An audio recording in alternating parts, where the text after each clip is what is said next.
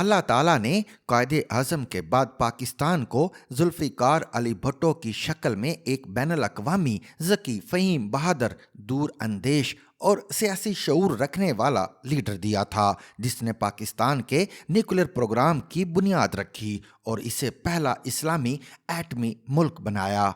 ये शहीद भुट्टो का ही कारनामा था जिन्होंने मुस्लिम उम्मा के इत्तेहाद के लिए 1975 में लाहौर में तीसरी इस्लामी सरबराही कॉन्फ्रेंस का इनाकाद करके 38 ममालिक के सरबराहों को इकट्ठा किया, जिसके नारे तेल बतौर हथियार ने मगरबी ममालिक को हिला कर रख दिया और वो शहीद भुट्टो को मगरब के लिए खतरा समझने लगे। जिंदा कौमें अपने हीरोज को हमेशा याद रखती हैं।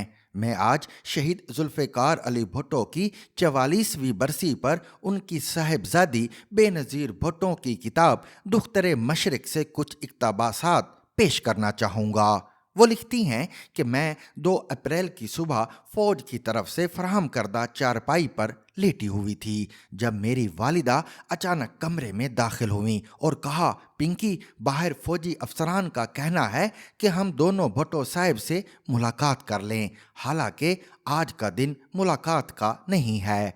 दोनों को इकट्ठे मुलाकात के लिए बुलाने का मतलब क्या ये आखिरी मुलाकात है?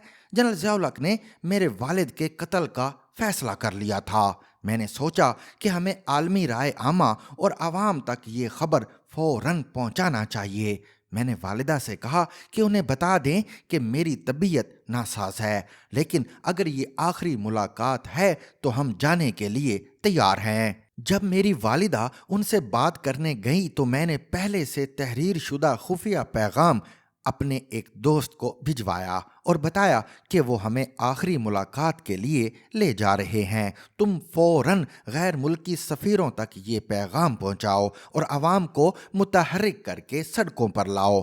मेरी तबीयत की नासाजी की वजह से मुलाकात अगले रोज़ तक मुलतवी हो गई और इस तरह हमें अपने वालिद की जान बचाने के लिए मज़ीद 24 घंटे मिल गए। लेकिन BBC उर्दू सर्विस ने अपनी खबरों में बताया कि 3 अप्रैल को भुट्टो साहब के साथ हमारी आखिरी मुलाकात होगी, लेकिन अवामी एहतजाजी कॉल नहीं दी गई, जिससे हमारी आखिरी उम्मीद ख़त्म हो गई। अगले रोज़ हम जेल पहुँचे।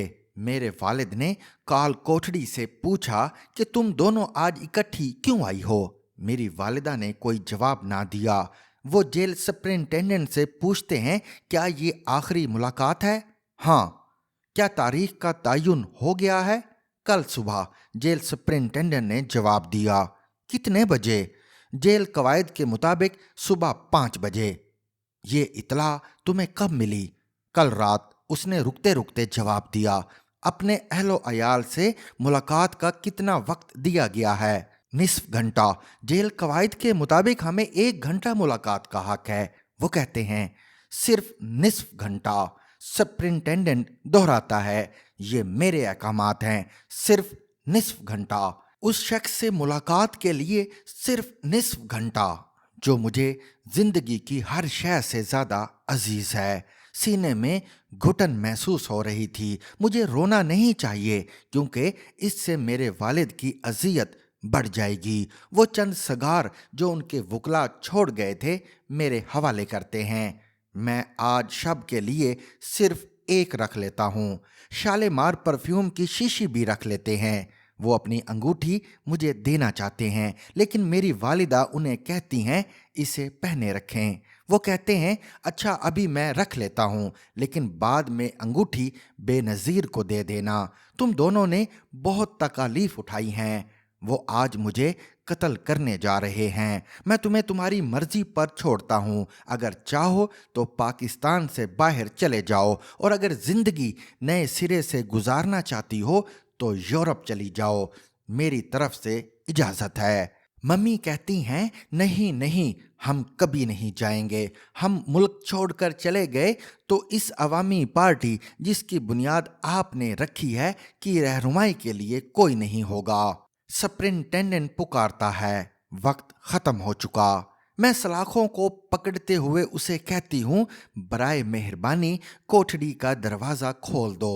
मैं अपने पापा को छूकर अलविदा कहना चाहती हूँ। सुपरिंटेंडेंट इनकार कर देता है। फिर मैं सलाखों के दरमियान से अपने वालिद के जिस्म को छूने की कोशिश करती हूँ। वो काफ़ी नहीफ और नातवा हो चुके हैं, लेकिन सीधा उठ बैठते हैं और मेरे हाथ को पकड़कर कहते हैं कि आज शब मैं दुनिया से आज़ाद हो जाऊंगा। मैं वालिद की तरफ देखकर पुकार उठती हूँ, अलविदा पापा। इस दौरान मेरी अम्मी भी उन्हें सलाखों से पकड़ लेती हैं और इस तरह ये हमारी आखिरी मुलाकात ख़त्म हो जाती है। हम फिर मिलेंगे, उस वक्त तक के लिए खुदा हाफिज़। मुझे उनकी आवाज़ सुनाई देती है।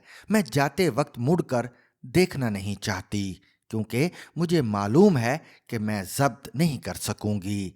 4 अप्रैल 1979 को रावलपिंडी सेंट्रल जेल में उन्होंने मेरे वालिद को कत्ल कर दिया। खौफज़दा जेलर ने हमें बताया कि वो उन्हें दफनाने के लिए ले जा चुके हैं, लेकिन उनका कुछ बचा खुचा सामान ले आया हूँ।